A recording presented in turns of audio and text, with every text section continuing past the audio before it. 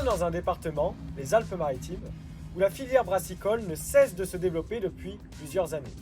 À l'échelle de notre territoire, 14 brasseries sont en activité, dont 2 sur la commune d'Antibes. Ces microbrasseurs, qui réalisent une bière de manière artisanale, sont là pour répondre à une demande de la société.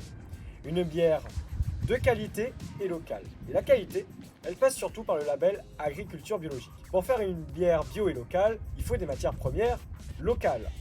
Il y a 3 matières premières qui composent principalement la bière: de l'orge, du blé et du houblon. L'orge et le blé, on ne peut pas vraiment la cultiver de manière locale dans les Alpes-Maritimes. Ce sont ce qu'on appelle des grandes cultures et il faut des grandes étendues pour pouvoir cultiver correctement ces 2 matières premières. Par contre, le houblon, on peut en produire de manière locale dans les Alpes-Maritimes. Personne n'est là pour répondre à cette demande des brasseurs en houblon bio et local. Notre campus, le campus Vert d'Azur, désire depuis maintenant 2 ans instaurer un système alimentaire local et durable. Et c'est là que se croisent les intérêts du campus et de la filière brassicole locale.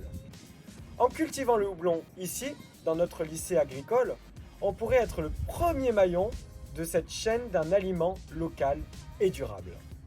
Je vais maintenant laisser la parole à Tanguy pour vous présenter les différentes infrastructures qui seront nécessaires.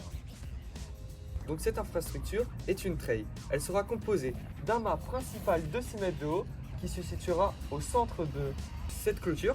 Il y aura 10 cordes de chanvre qui seront rattachées au sommet du mât jusqu'au sol par des piquets afin que le houblon puisse s'enrouler autour et se développer. Car en effet, le houblon est une liane.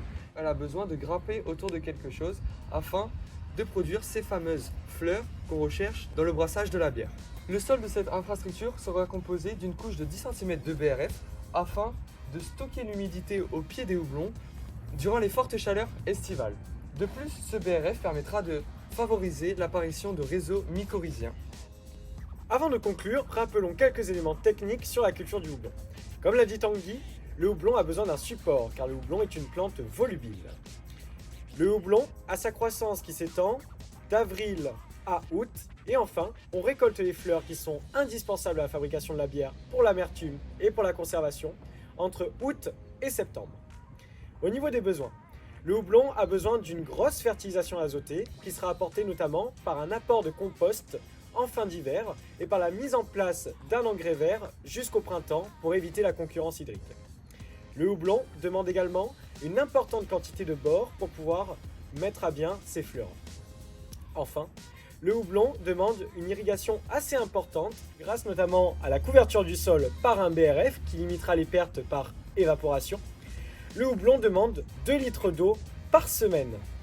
C'est donc une quantité d'eau que l'on peut aisément fournir dans notre région. Les principaux pathogènes du houblon sont les champignons, l'oïdium et le mildiou, que l'on traite en agriculture biologique principalement par du soufre et de la bouillie bordelaise. Et enfin, niveau ravageurs, ils sont vraiment divers et d'ordre varié. C'est pour cela qu'on préférera surtout la lutte biologique intégrée afin de contrôler les populations de ravageurs. Merci de nous avoir écoutés. Vous pourrez suivre toute l'évolution de notre projet sur notre compte Instagram.